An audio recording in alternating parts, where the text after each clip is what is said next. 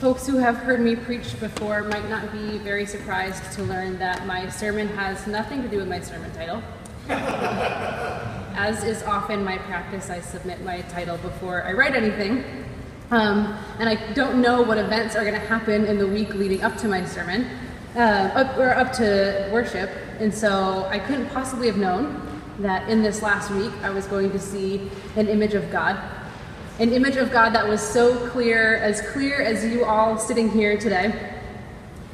And I saw this image when I was hanging out with my nephew Blake, who is just a very tiny version of me. He looks just like me. He spends his time talking to himself, walking around half-dressed, creating new worlds, melting onto the floor and rolling under tables, as I often do in my own home. We were hanging out and doing whatever it was that Blake wanted to do that day. After bouncing off of some exercise balls, he asked if we could play Candyland. So we took out the board, and it was then, when we were playing Candyland, that I saw this image of God so clearly there. And I saw this image because when I was a child, I thought that the chocolate monster from Candyland was God. So I don't know, if you haven't seen the game, it is really just a pile of goo with a face on it, and I thought that's what God looked like when I was a kid. Because at some point when I was a child, someone told me that God was formless, and I couldn't understand something that was formless, but I could understand maybe something that didn't have like a really solid structure. So of course, this chocolate monster, and also why not worship this chocolate monster? So this is an image that I assume my mini-me, Blake, would also appreciate, sitting there on the floor, half-dressed, talking to the game pieces, while I stared at God on the board. My understanding of God has changed a lot over the years, as has my understanding of church. When I was young, about the time that I was believing in the chocolate God, I was also attending church, and it was just the thing that we did on Sundays. And it was the place where I would melt onto the floor and roll under the pews. And as an adult, I don't remember all of what was said at church. I don't remember what was spoken, but I remember that I was very annoyed that no one would answer my questions. And I remember feeling guilty a lot of the time, but not really knowing why. And mostly I remember just being really bored. So it was this annoyance and guilt and boredom that first kept me away from the church. And then later, it was my understanding of my identity as a queer person that kept me away from the church. I didn't know a whole lot about Christianity, but what I understood from the outside was that people like me were not accepted or celebrated, but were viewed instead as inherently sinful. I better understood a chocolate God than I did this Christian God that I was learning about from the outside. During my early 20s, I dated, wait for it, a Christian.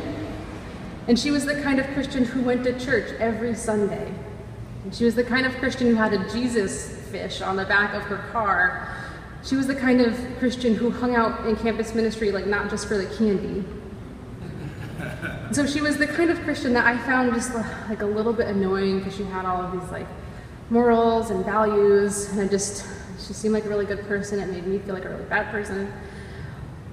And she would always invite me to go to church, and I never would. But at some point, she wore me down and got me to go there by something a little bit stronger than God: ice cream and bribery. And so I went to the church.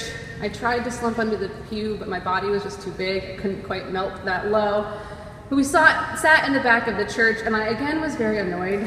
This time not with my girlfriend, but with the church, because I found that by the end, I couldn't say that I hated it.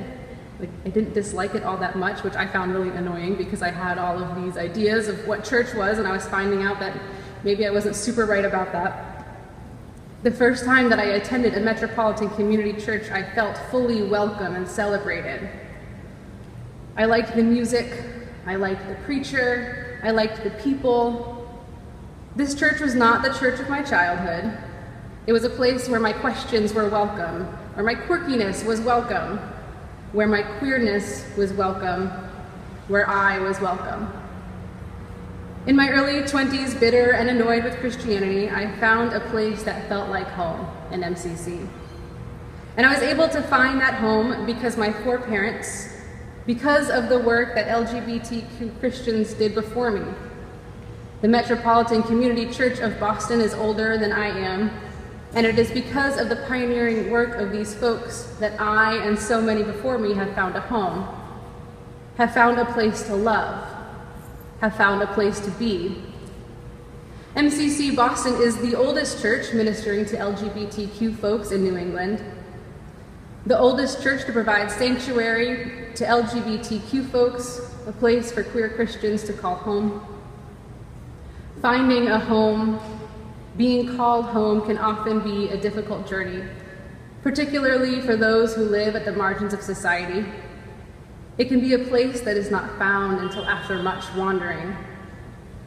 In tonight's reading from the book of Jeremiah, God speaks to a people who are exiled to Babylon, words that are also fitting for others who have suffered forced migration. To these people, God instructs them to build homes, to find home in their exile.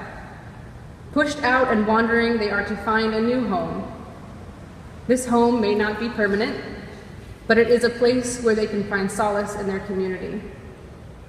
Many members of the LGBTQ community are forced to wander from their homes of origin as they are excluded and rejected by their families of origin. LGBTQ Christians so often face rejection, not only from their birth homes, but from their religious communities as well. Left to wander in search of a place where they might belong. A place like the Metropolitan Community Church of Boston. Because for 45 years, MCC Boston has been that home, a home to those on the margins. In its early years, MCC provided a home for those who seek, a home for gay Christians looking for a place that would love and affirm them, a home for people who are sick and dying of AIDS, and for those who love them when no one else would, a home for trans and non-binary folks, a home for people who fought for the rights for and the end to violence against LGBTQ folks, a home for people who were told they were not enough. And today there is a home here where those people on the margins and all people are reminded that you are enough, just exactly as you are. Because of MCC Boston's radical pioneering work, there is a home for people like me. People like me who hang out on the margins. People like me who love people of all sexes and gender and who love multiple people at one time. People like me who express themselves in a way not always celebrated by all. People like me who are just a little bit quirky, who might consider melting under this communion table later. And into the present, MCC Boston has become a home for people like me. Not only in their queer identities, but people like me who have accepted calls to ministry. In its early years, I don't know that the people of MCC Boston expected that this church would become an integral part of shaping the future ministers and religious leaders. Before becoming the pastoral resident here, I was a student and given the opportunity and chance to preach here. Over the years, many clergy in training have been welcomed and supported by this congregation, invited to preach and find their voice. MCC Boston opens its hearts and its worship leading to early members of the clergy, providing a platform for people who are discerning their calls to ministry. MCC Boston has supported clergy not only from MCC, but from many denominations, some of which are less supportive of LGBTQ folks. Folks who, I must also note, have had an opportunity to explore their calls and worship with MCC Boston because of this space that we are in right now. For many of the past 45 years, Old West has hosted MCC Boston. For years, this Methodist church has gone against the advisement of their denomination and welcomed this congregation into its space. As a space that has become home to so many, a community that affirms that they are home to LGBTQ folks, that they are home to folks on the margins, that they are home for early clergy. MCC Boston has claimed our identity throughout the years and lived into it unapologetically. In our second reading from tonight, from the Gospel of Luke, we learn a story of Jesus as a child. After traveling to Jerusalem and back, Jesus' parents find out that somehow they misplaced an entire human, went back to find him. And there they found Jesus sitting in a temple with teachers asking and answering questions and showing this great depth of understanding. His parents asked what he was doing, and he responded with, what did you think I was doing? Of course I'm here. Of course he was there, learning and teaching, going against what was expected and accepted, finding home in his own call. Just as MCC has gone against what is expected and accepted, finding home in our call.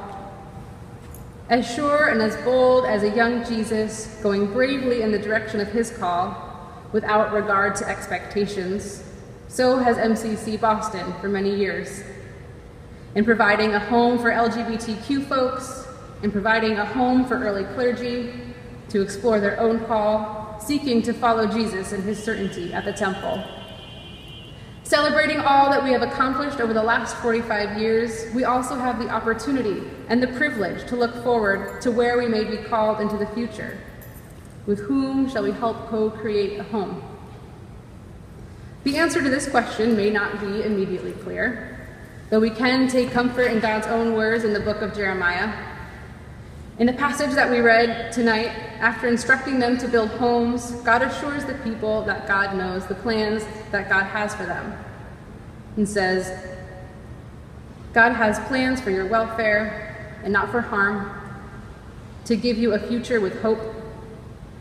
God informs them that when they pray, when they seek God, God will be there. In prayer and in discernment, in listening to God and the way that we may be led, we will discover the new direction in which God calls us. God will help direct us in the way of our call to be home to those who seek it, to those who may not know that they need it. Those too bitter and too annoyed to attend church for anything less than ice cream. There are many people who still are in need of home, wandering until that home becomes clear. And as we discern and discover where God might lead us, may we push forward in the direction of the certainty of Jesus in the temple, caring not what society dictates. This is MCC Boston's legacy, this is MCC Boston's present, and this will be MCC Boston's future. Amen.